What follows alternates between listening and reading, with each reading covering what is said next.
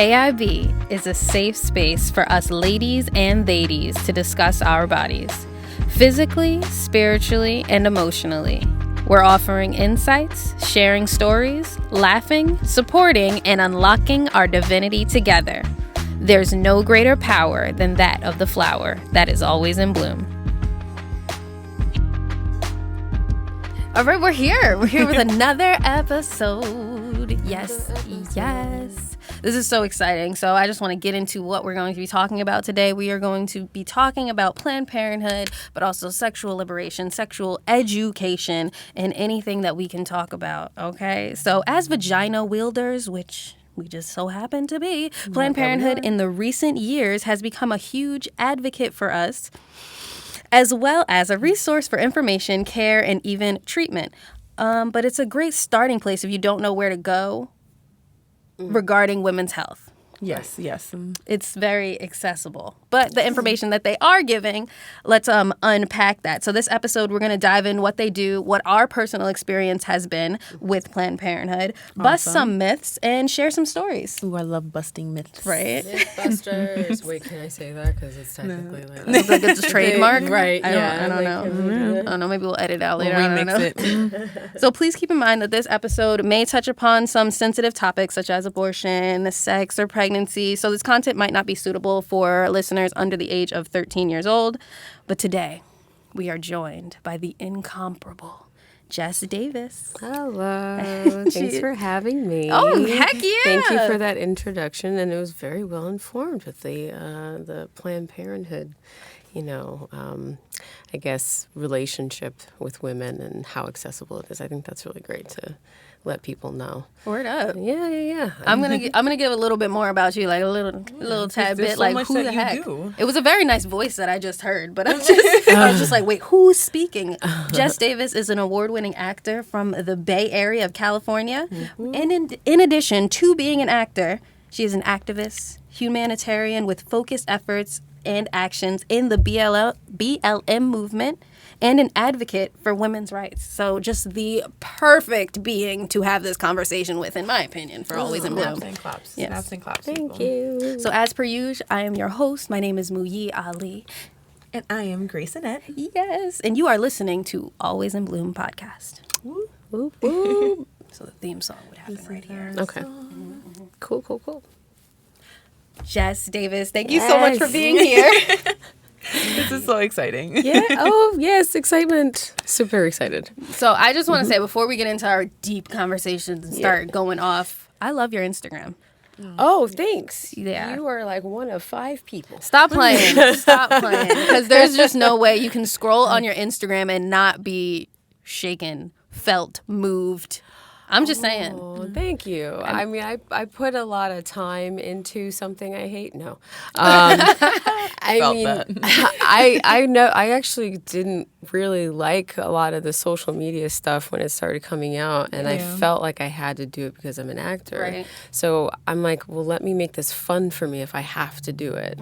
So that's where the layout came from, with all the white boxes and doing the upside down crosses. I mean, I like upside down crosses. Some people will see it right side up, but whatever. That's how it's your perception when you look at the page. Right. I try to pretty much Instagram is like your own personal magazine. Yeah. So you get to curate it however you want, and I wanted it to be like you're looking at one of my favorite magazines. So one of the magazines I'm really inspired by is like Nicotine or Interview magazine. It's like my all-time favorite one. I'm not really into magazines like that, but since I love your page so much, I think I should look into more magazines. we will. Well, I grew up in the age where magazines were still, God, I feel so old saying that. But, like as a kid, in addition to my acting, I'm a visual artist, so I do a lot of collage work. And Interview magazine has these really nice thick pages that are good for collaging because they are durable. So as a kid, I would take my X-Acto knife and I would go through the interview magazine and get images that I would use for my art. And that's why I liked it so much. Listen, see, that's why your page is dope, because you just happen to be a dope individual. Like, how did you just pick up this magazine and just start collaging as a child?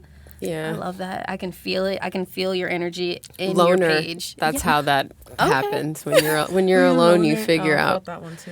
Yeah, I didn't have. I mean, I think I have more friends now because I embraced that part of my life. But I liked spending a lot of time alone when I was a kid. So I figured out how to entertain myself, and one of the ways was doing artwork. So I feel like art, I mean, obviously as artists, as storytellers, we use art to express like what we don't say, you know? Yeah. So I think that your artwork comes across what's in your mind. So I'm really grateful for it. Oh, thank you. Yeah, I love pop art. That's one of my favorite moments of art that came from like the 80s, essentially, with Basquiat and Andy Warhol. I think like Roy Lichtenstein or Robert Lichtenstein. But I was very inspired by pop art, so a lot of my aesthetic comes from like the pop art color palette and the themes, so the fashion themes or the very sexy themes. So, Yes. Yeah. Okay, so like I think the reason that your Instagram came out so great is because of the rawness that you give in all of your art. So I want you to bring all that rawness to this podcast. Okay, I guess All right? define raw for me. Like what is, because everybody has their own brand of raw. Okay. Right? So what is raw to you? Okay, so I think like unedited, uncensored. I think when I saw your sex ed series that you put and like your highlights, you were you were talking about what sex was and like your personal experiences, but then also responding, and it was like, yeah, like no, the fuck you can't, just straight up. And I was like, wow, you can really take autonomy over your body during intercourse. It's not that you don't care about the person that you're with, but it's just like owning up to what you're feeling, so that it's enjoyable the whole time. I was just like, wow. I just need more people to speak about it because it's real awkward, and that's kind of what we're trying to do. Yeah. With all these It limbs. definitely is. And, you know, even in my, having the experiences I've had with sex, you can still make the same mistakes and not learn right away. You know, a lot of women are taught to really serve the guy if that is the kind of dynamic that you like in sex. You're serving, and women have always been put into like a second-class citizen role, which makes us subservient. So in sex, you're not thinking about yourself. A lot of life, you're not thinking about yourself as a woman. You're taught to nurture and take care of everybody else. So of course, that's going to happen in your sex life as well. So I think like talking about how you don't have to default to serving the other person is really powerful, because it could force people to challenge that in their own That's lives. what we're trying to do, like raw power. You giving it. You understand the assignment. That's what it's coming down. Thank you. I fucking hate school. What?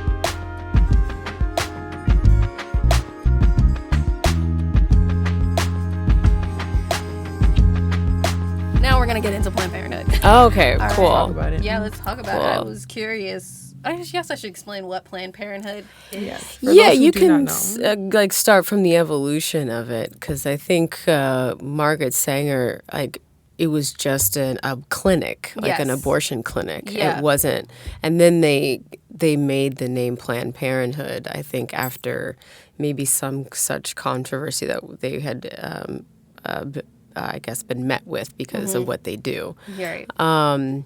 But yeah, it's funny to think about the evolution of Planned Parenthood. Yeah, I want to talk about it as it pertains to people now, because we have a lot of information. I feel like we're in the information age. Yeah. Are we still here in the information age? I'm sure we are. Unfortunately, we are, but we're also in the wrong information age. Ooh, where- yes, misinformation age. Is Fake everyone news. just chatting? Yeah, well, it's just instead of actually having people report on the news as journalists, we have pundits. Pundits and journalists are not the same thing, and often in our society and in America, we conflate the two. Yeah, I've actually never heard the word pundits. I Yeah. feel like it's a math term? No. Am I bugging? I mean, it could be. Okay. I feel like pundit is like a forensic term, and please correct me if I am wrong, people. I tend to be. This is just our opinion. We're just flowing, but also give it. A news pundit is pretty much just a person that gives their opinion about the news. They're not actually reporting on the news, but we like Tucker Carlson is a pundit. Rachel Maddow is a pundit. They might have some journalistic credentials, but that's not why you're watching them. Absolutely. You're watching them for their opinion, and then that gets misconstrued into fact. And that's the problem with the American news cycle today, is that we are taking in someone's opinion and defining it as factual knowledge, as opposed to actually reporting on the news and taking in what's happening in reality in real time. We have this pundit digest it for us in the most terrible ways sometimes. It's like it's broken down so that it becomes more palatable, but I feel like it's making us as a society dumber. Because people aren't forming their own opinions. They're just, that's what they said on the radio. Yeah, on the radio, on the TV, and they're literally just regurgitating. Yeah, they're not thinking for themselves. No, it's mostly just people wanting an oversimplification of life so that they don't have to think, and that's very well put. That's the problem with society in general, is that people want things to be so simple to the point where they don't have to put any thought forward, and then that's how people lose their autonomy, when they're not thinking and they're being steered, so you get into a lot of trouble. Yeah. I feel like it all has a very specific agenda in this society that we're living in, specifically like a capitalistic society, whatever can benefit. Oh yeah, money. Everything in capitalism is an institution for that purpose, because institutions have bottom lines and make money. So everything in our society is fucked, because it's like, okay, education, I'm supposed to learn, but then I have how much student debt? Right. The medical industry is an institution that also creates a disparity and class margin. But that's also bottom line centered as well, because you keep a lot of people out of being covered. Women are often not covered for certain things under certain coverage plans or whatever. The HPV vaccine is considered elective when actually it's not, because it can prevent cancer. How is something that's cancer preventative considered elective? Right. And then women have to pay for those. I think HPV is 3 doses, and it can vary depending on what you're covered by. So there's just a lot of institutional things that affect women on such a high level, and everyone else. But capitalism seeps into every facet of our lives based on all of these things being institutions that we, as a society, have defined needing to function. Right. So let's just get into it, because I just need to know. I love everything that you're saying. When it comes to specifically Planned Parenthood, its foundation was very selective. It kept out Black women, but also did Black and brown women. But at the time, it was Black women. And you had Latina and Latinx and Indigenous, and those were also rudely centered in their prejudice. Yes. Not only did it keep out from their health, but it was also some of the doctors tested on them so that they can get the information. That happens to Black people all the time in the medical field. Yeah, the Tuskegee Airmen Project. That was what happened. So that's rampant in the medical industry to use Black bodies for experimentation, because again, the ignorant and inaccurate notion that Black people don't feel pain. Right. Yes. And that comes from slavery. And the reason it comes from slavery is because they were obviously, the torture tactic that they used in order to get the slaves to work, right? And they thought that was building up endurance, that was making everybody stronger, because they were able to keep beating down the Black person, and they were still surviving. So it created this idea that Black people don't feel pain because we were able to still go out and work after being lashed. Right. I don't know how many times. And then that made its way into the medical industry. And the whole idea that Black people have thicker skin.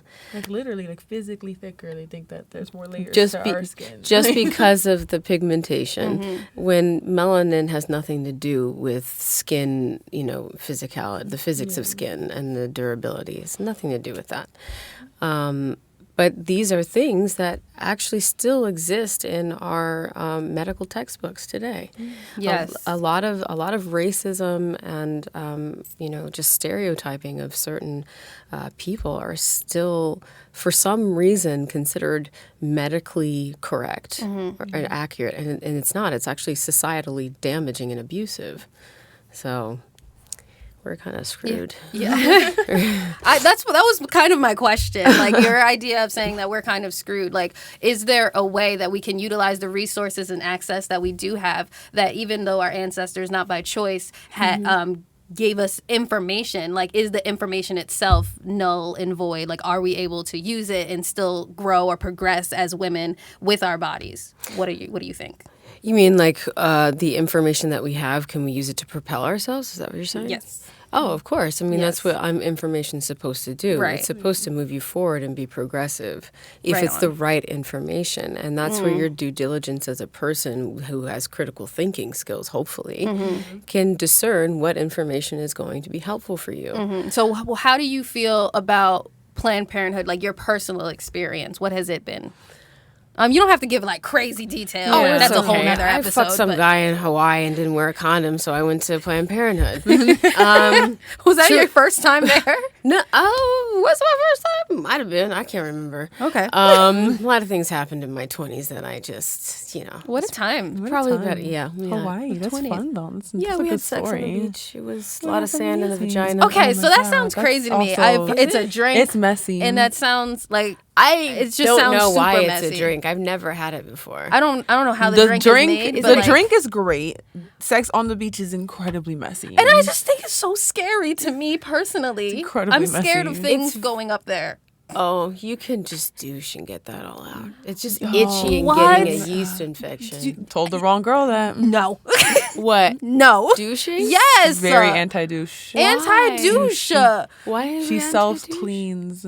Oh, okay. Well, I mean, I'm into like steaming and things like that, but I don't want to put stuff in there. I was like, I agree with you with the end, but like if sand is very specifically up there, I think I might like real quick. And also, there's ways to douche that are not chemical too. Okay. See, as soon as you said douche, I started thinking about like these vinegar rinses and things like that, and like the sticking the thing up and then doing this. If you do like an apple cider, that's healthy as long as as long as you're kind of diluting it a little bit, because that can probably sting. Yeah.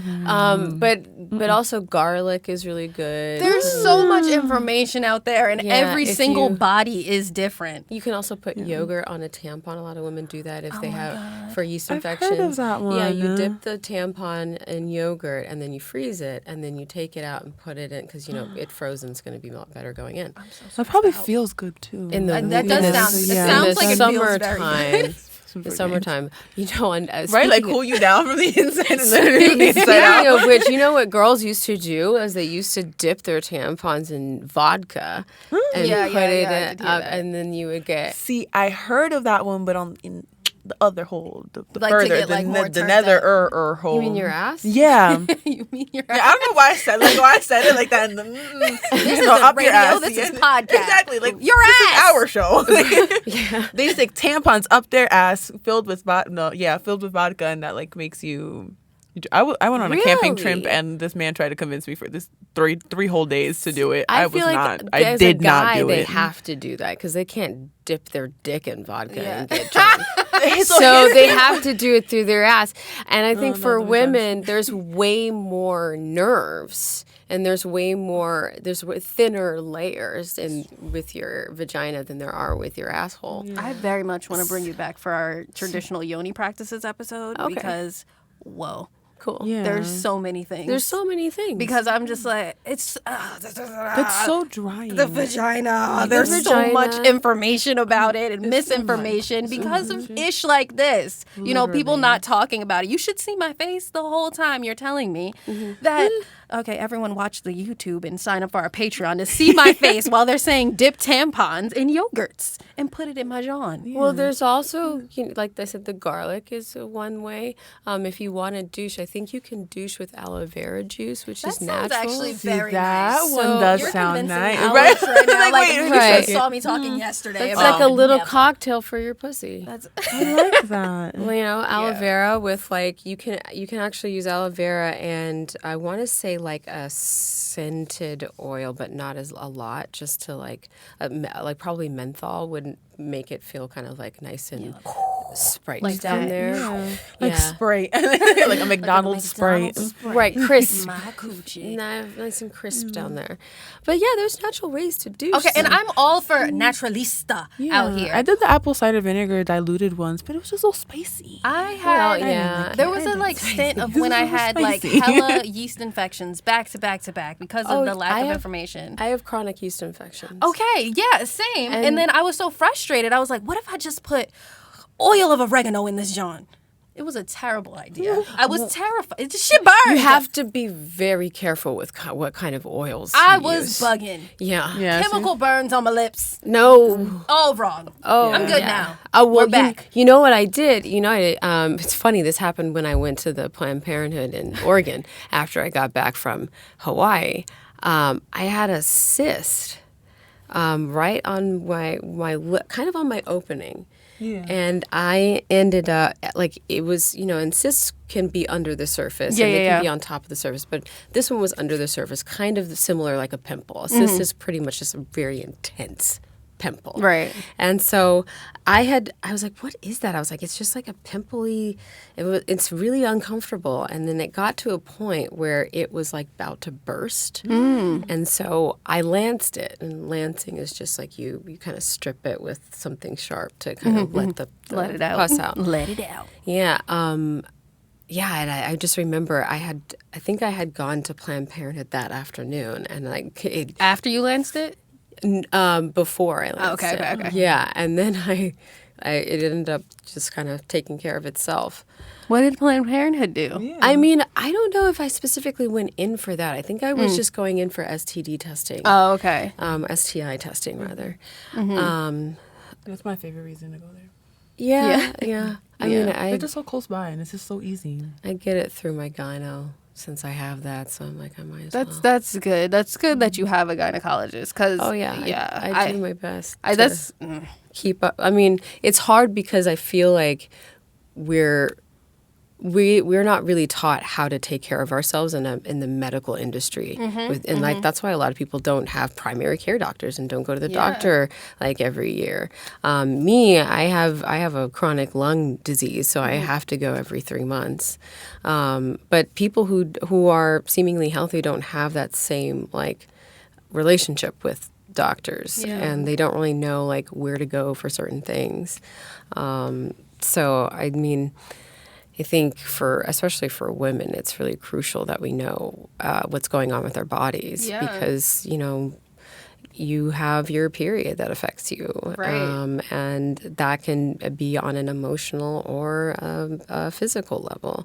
And you have to know where you are. And a gynecologist is so vital in helping you navigate that. Even from their medical perspective, but your personal connection with them so that it's more spiritual and emotional, that you're just hey, I feel comfortable enough to talk to you about this, but a decent enough about me that maybe it's not A plus B is equaling this every time as scientific. But the thing is that you have to remember, gynecologists are doctors at the end of the day. Right, so they're still going to do that I'm a doctor, talk down to you bullshit that all doctors do. This is why especially I diet. Especially if you're a black woman. Yeah.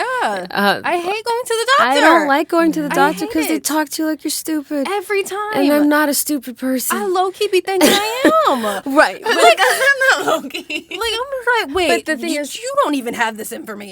But the thing is, doctors are just people with a piece of paper that says they're a doctor. Right. that does not mean that they can't be challenged. That doesn't mean that you can't come to them and be like, look, I'm not just a statistic on your chart. Right on. I'm a person. And while you have statistics to help you navigate mass of people, because that's how many people you're seeing, I also need to be seen as a person. Right on. You know, and that's the really the inherent problem in the power imbalance with doctor and patient, is that the doctor thinks that they are the gatekeepers of all this information, and that they are the ones that you should just ultimately listen to and never challenge. Recently, I had to challenge my doctors about a microaggression that they did. Word. Like in the moment? I checked it. This happened about maybe, let's say, 5 years ago the first time. And I checked it then, maybe not in the moment, but I went back like maybe 3 days later and was like, hey, you said this and I really need to acknowledge it. Word. You know, and then it came up maybe about 2 years ago now, prior to COVID. And I was like, why is this coming up again? This was the same doctor? Yeah, same clinic. Okay. But different person within the clinic that I see. But they're all on the same staff and they all talk to each other about their patients. Is what I assumed is why this was coming to me from another person. But I ended up writing them an email and just, you know, telling them straight, like, look, what you said was very triggering. It was also unfounded. I didn't think that there was a purpose. And it also caused me harm by projecting a persona onto me that is not accurate. So eloquent. And I have been going to this clinic for 10 years, so I thought that they would know me by now well enough to not ask a question like that. And the question that they asked was if my being thin was a symptom of my being an actor. And if you right, and I was like, that's like really insulting, on many levels. Yeah, I got chills. I didn't like that at all. Like, what are you supposed to say? Oh God, I mean, also, like, what does that mean? Because I'm confused. Like, what? Well, so I have cystic fibrosis, which is a chronic lung disease where your body produces an excess of mucus. And because of the mucus buildup, it scars your pancreas, making your pancreas only 3% functional. And your pancreas is the main thing that retains your nutrients and your fat from your food. So if it's scarred and not working, you're not going to be able to put on weight. You're not going to retain things from your food, which is why I'm so tiny. I eat, but, you know, my body doesn't have the same functionality as other people who have a functioning pancreas. Right. So you think my doctors who are specialists in this disease would know that that's the reason I'm small.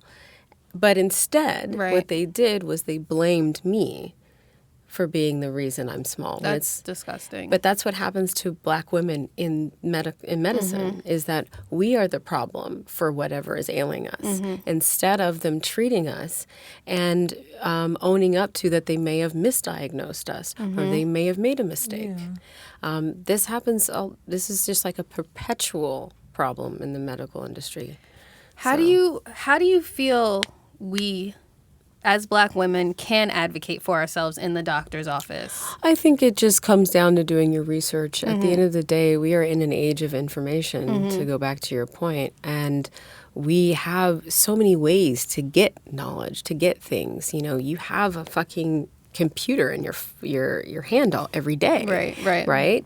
So there's ways to be more secure when you're challenging and or talking with a doctor that can help you navigate that dynamic in a way that isn't just oppressive and abusive, because that's typically what it tends to be. It becomes it just becomes a relationship contingent on the power dynamic. But when you are with a doctor, you don't need to feel like you're less than. They are there to help you. And in fact, they are there to serve you. So why are we putting them up here on this pedestal thinking that we can't ask them questions and challenge what they tell us? Right. You know, we have to bring them back down. You know, they're not gods, they're humans, and they have a certain set of knowledge, just like we have certain sets of knowledge. I think it takes them reminding themselves that they're not gods as well, or checking themselves on their biases. Oh, yeah, of course. I used to do medical school. I have many close people in my family and friends who go to medical school, and it's not like they go to school and they're telling them like, oh, like here's how to be a compassionate doctor, and like it's a good class, like it's like it's a real class, but it's a BS class. It's nobody pays attention. Like nobody pays attention. Yeah, right, because the reason that you're becoming a doctor is because you have an inflated ego already. That's right there. That's over here. I know. Hot take. Hot take. No, but I feel like when you are a doctor, you do get an inflated ego because you are in a position where you're saving lives. Yeah. And that can feel very superhuman, so that's why I think doctors operate the way they do, is because they have this godlike power to help life sustain itself and bring it back if it needs to be.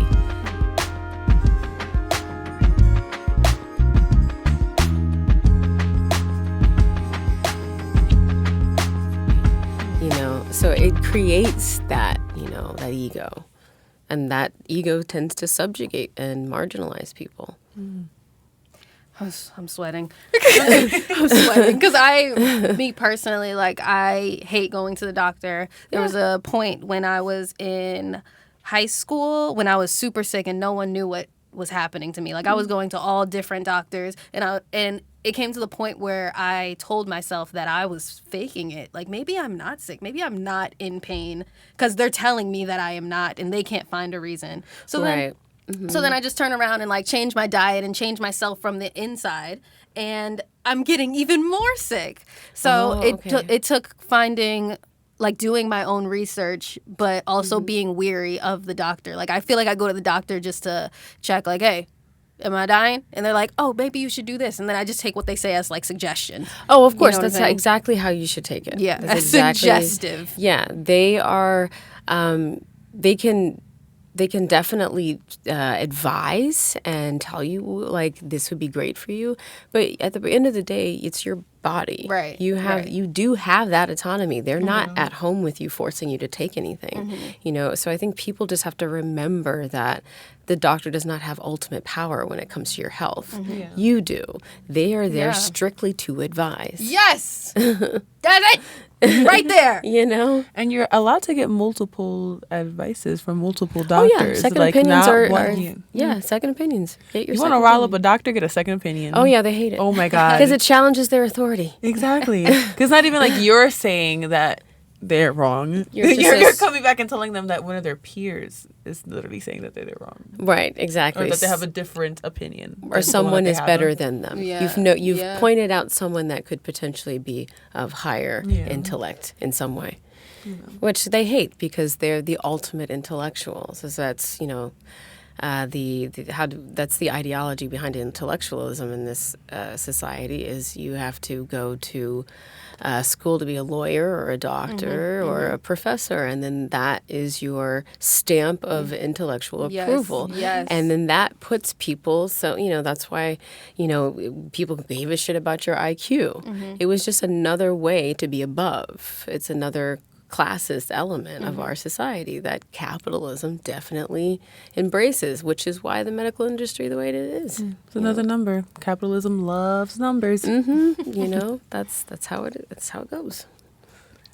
I just feel like I want to talk about Planned Parenthood specifically, but it's just so much bigger. Like, you can't just pinpoint and say that it's just Planned Parenthood that's doing this. It's fully, like, the medical field. It's a ripple effect. Just as a whole. Yeah. Planned Parenthood has some footing in there, but so do other aspects of the medical industry. How do you use Planned Parenthood? And I'm asking you too, Grace. Okay. Well, you said your favorite thing is the STI test. STI testing. Just go get tested. And I love the little card that they give you and everything and whatnot. But my two main reasons for uses of Planned Parenthood in my past have been for STI testing and Plan B. It's a little bit cheaper there than like CVS and anywhere else. So because it's like $50. It's like $50 at CVS and like Walgreens. Insane. And when the first time I ever took a Plan B, it was like literally like $15 at Planned Parenthood, but I think now it's like $30. Okay, but still, like if you walk into like I remember the last time I think I bought Plan B and I was like, I was like in my mid-20s and I was like broke and I was like, fuck, I gotta take this goddamn thing. But if I was in Harlem on Broadway, like near 145th stop, and there's a Rite Aid, and I was like, really? This is $50? Yeah. And it's an awkward experience because at like CVS, Rite Aid, Walgreens, they have it in like that encased thing. You have to ask for somebody. Awful. And then you have to bring the very clear and obvious box like up to the cash register. You have to do that whole, and they're just going to put it in a clear clearish, translucent bag. Feel like shame. You shouldn't feel any shame around that. Yeah, really, and they shouldn't gatekeep with that either. At all. It should be more accessible. I think the thing is, maybe they just don't want people to steal it. Yeah, I think that's it. But why? What's the bad thing that can happen? I also feel like it's just another way to keep women in those subservient roles. Absolutely. You know, because then it's like you're kind of forced if you don't have the means to get Plan B to have a child. If you can't have abortion, you're forced to then have a child.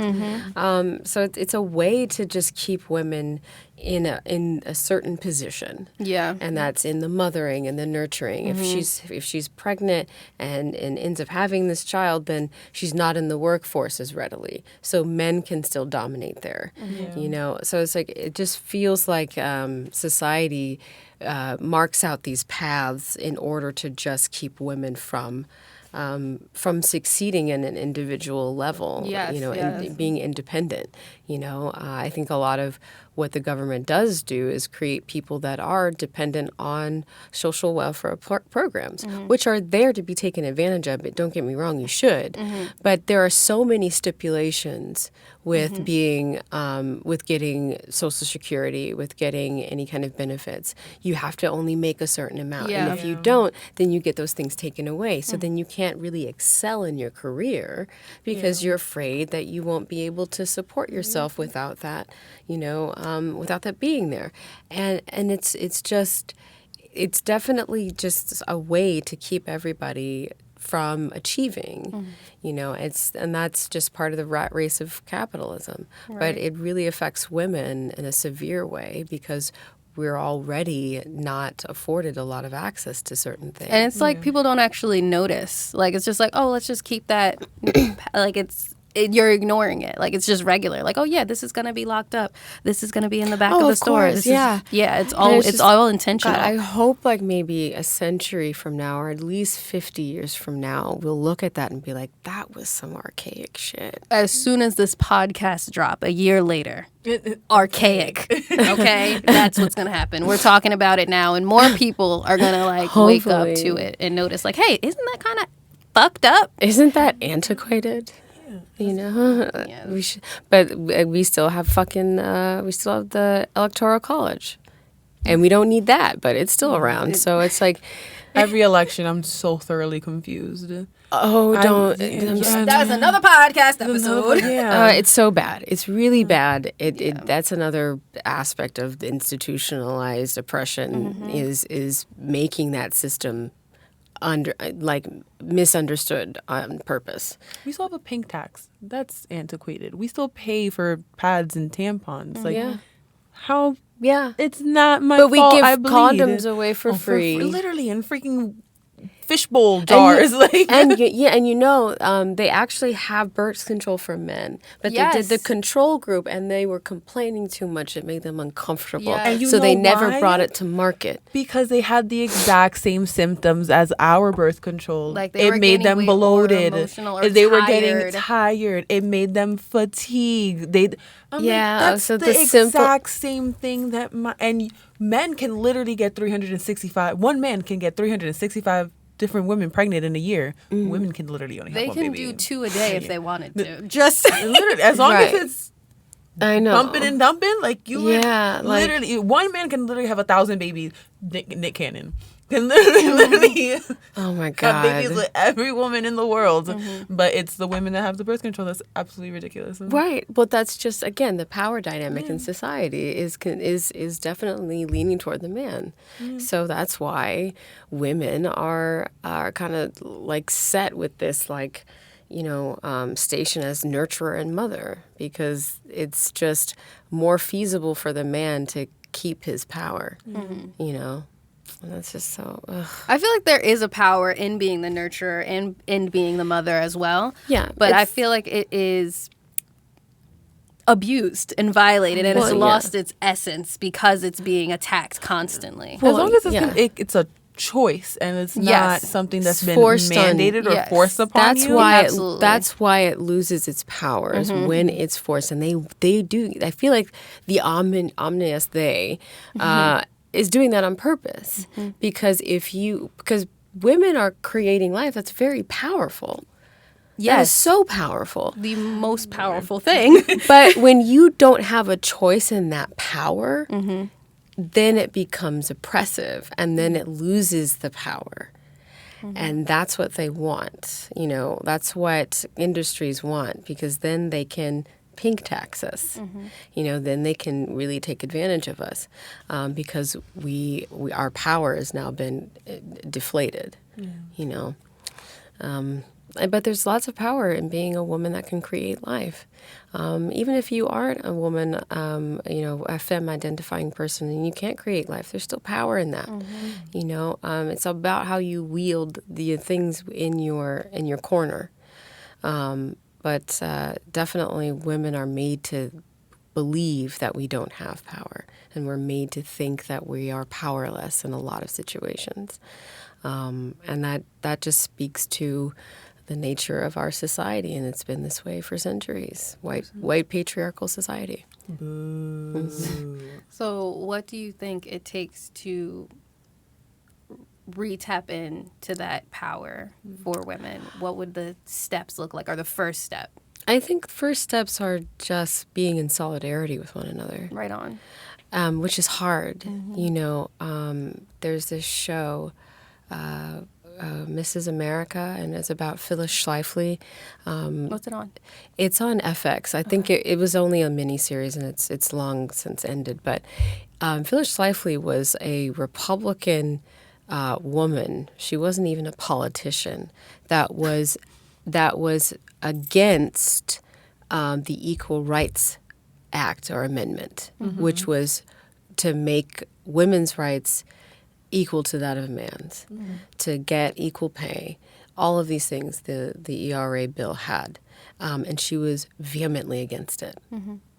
And she thought that the women that were pushing this bill forward were against motherhood, were against the home, and wanted to break up the family because then women would be going to work.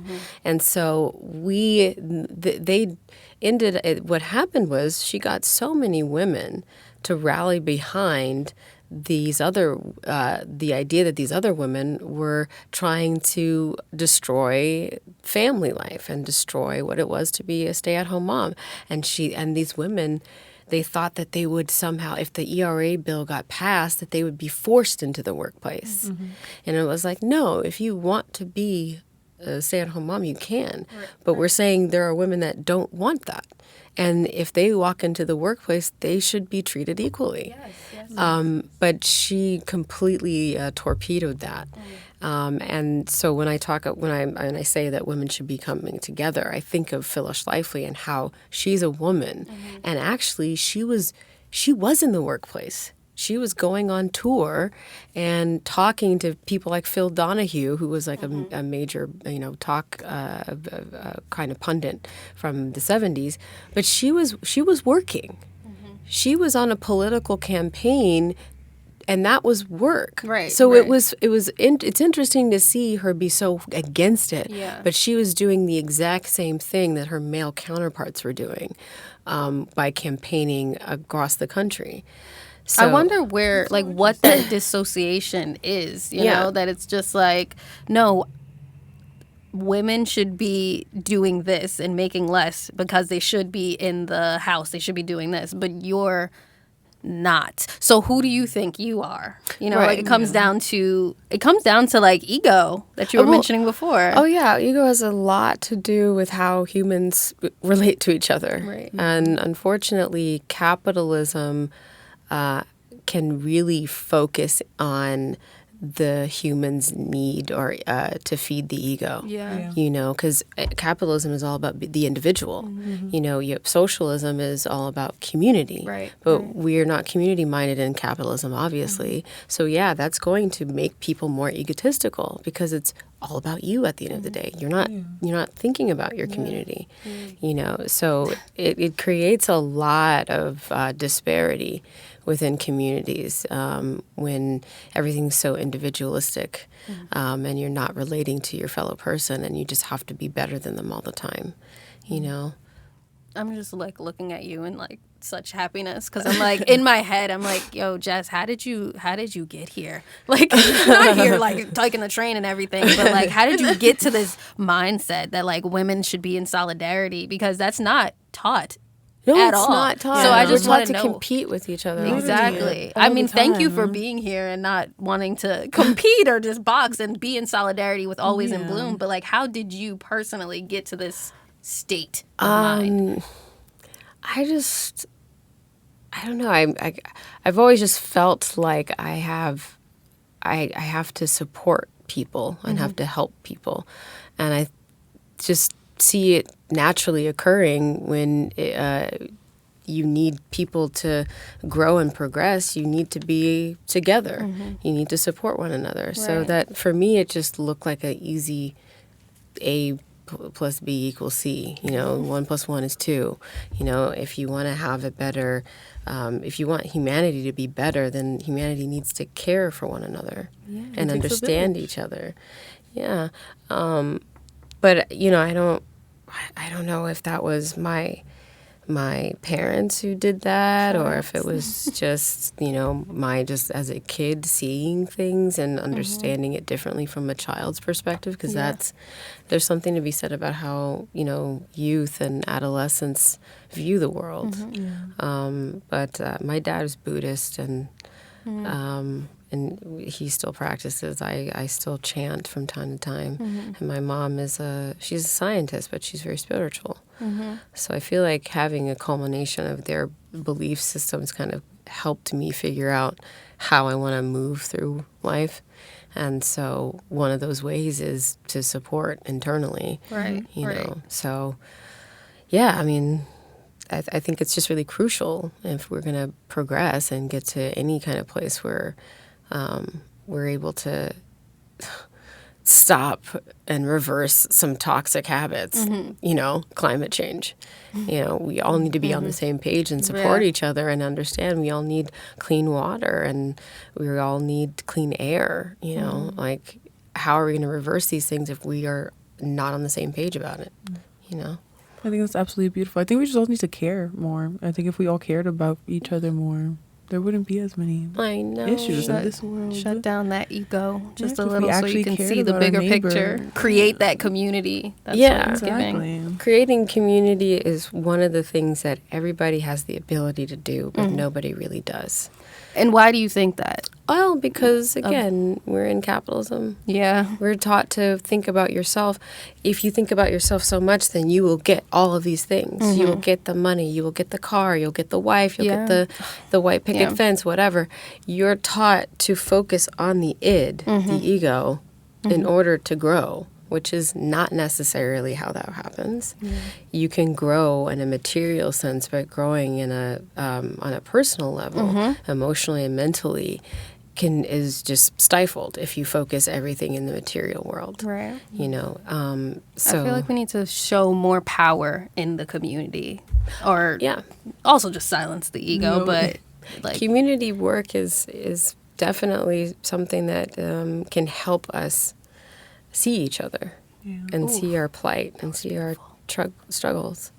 I do a lot of community work with my BLM org, and one of the things that we focus ourselves around is just basic resources, you know, food, clothing, school supplies, feminine products, you know. And mutual aid is one way that the community can come together and internally support itself, you know, through donating and just being present with, like, okay, there's an encampment of people who are unhoused. Let's make them food. You know, it's not hard to help someone. Yeah. But we make it this really tough thing. What's tough is that we other people that are not like us. And then that puts a barrier between us being able to help them. So if you're othering an unhoused person to where they're just like subhuman or just like, some kind of like inconvenience that you have to like shuffle through, then you're never going to really see them as a human that you can just help, that is deserving of care. Then they're always going to be the scourge of society. And that's not going to progress us anywhere, because we need all factions of society to thrive in order to move forward. So Can't leave nobody behind. no, but we do. We do. And the thing is, nothing in life is absolute. So there are going to be people left behind, but not at the rate that they're being left behind now. It doesn't have to be so desperate. It doesn't even make sense, because like as a whole, it's like society is crumbling, at least in my opinion. Right now, we're in late stage capitalism. Yeah. You know. Yes, that's very true. That's very So true. we're in clown world. I like to repeat that. My friend Alice, she's really funny. She says shit like that. But we are. I mean, the thing is, capitalism, what's happened, I was explaining this the other day to someone, is that we've systematically like destroyed the middle class, and it's not as prevalent as it once was. And so what happens, you guys can see this, what happens is like the middle class is all the way up here, or the upper class is up here, you know, that 1% is here, middle class is here, and you have people who are living below the poverty line. When you rely on the middle class to sustain the economy, which is pretty much what they were doing, that's, I don't want to say anything incorrect, but I feel like that's a way that you lead to inflation, is that you are putting the financial burden on this one class of people, and then they slide into poverty, and then you have this thing that's off, and then this slides so much that even these people slide, and so we're all like in a sinking ship. We're all just at different spaces of it. Different parts in the ship. Right. That's the most layman, rudimentary terms that I can explain the economy. It's a fucking, what are these called? Teeter-totters? Seesaw. It's a seesaw. And right now we're here. Yikes. But yeah, I think because of that, like you have people that idolize being like the 1% because they've been at the bottom for so long. And society can't function that way, you know. Also, like, there's no celebrity that's like a middle, like nobody's like, oh yeah, I want to grow up and be middle class. Like, I just want to be able just to afford the home and the one car and be happy, like, you know. Well, that's because our society's built that way. Is you glamorizes you need to have 10 cars, and you need to have like however many inch flat screen, or like everything new in terms of tech.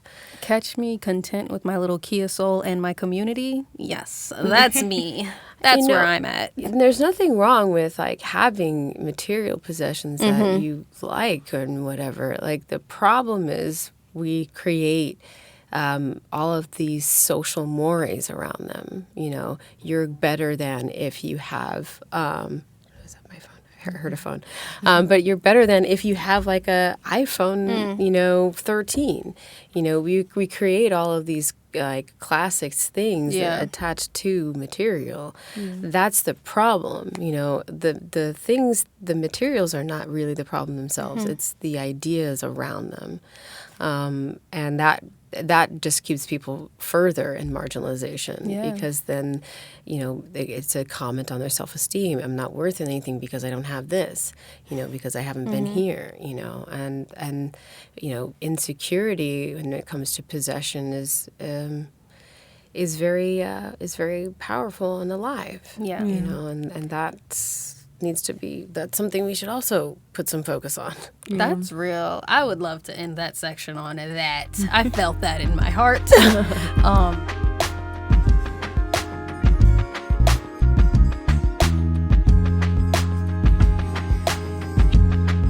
That's deep. I I'm going to give you a chance to like plug whatever you need to plug, but I would love for our followers to connect with you because you have so many great things to say. And it's so well spoken. Yeah, so eloquent, so evolved. We're into our last segment, and that's As a Sprout. This is when we get to talk to ourselves, our younger selves, and tell them something that they need to know, whether it's about this specific topic, but in general, since we went through so many different feelings. What does your younger Jes need to hear? I talk to younger Jes constantly. Oh, love that. That's good. That's great. Her name is Charlie.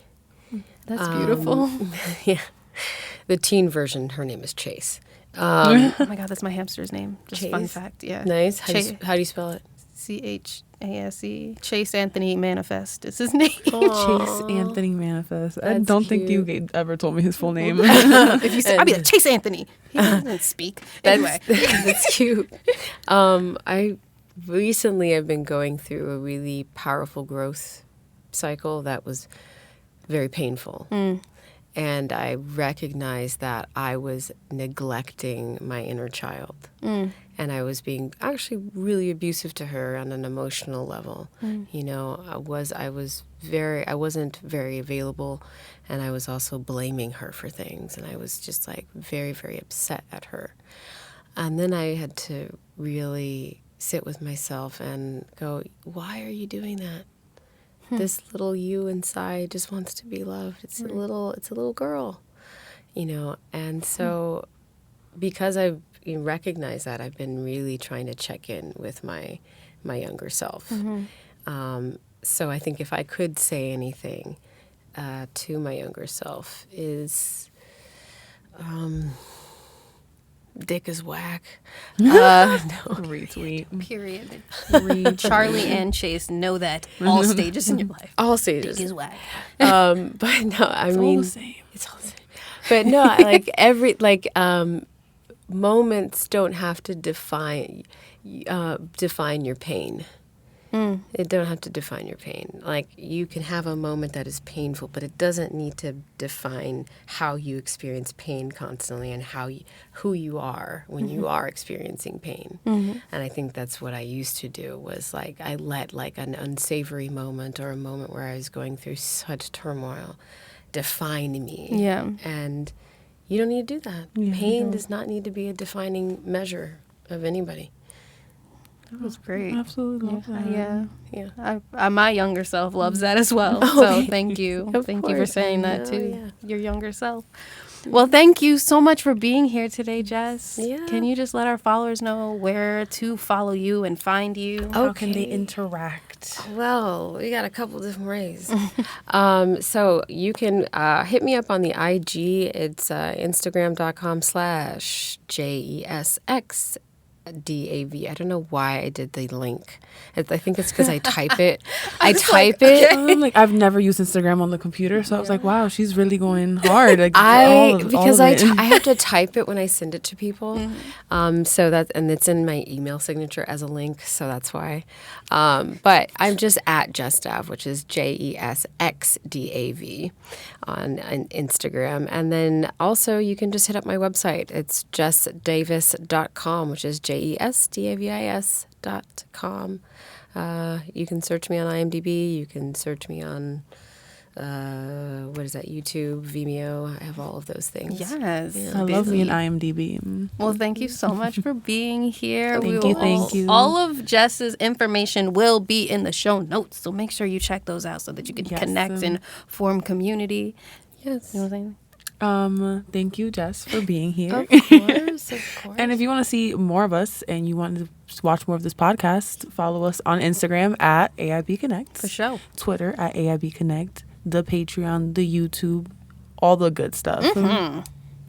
Yes, many blessings. Thank you so much for listening to Always in Bloom podcast. Bye. Peace out, y'all. Peace, yo.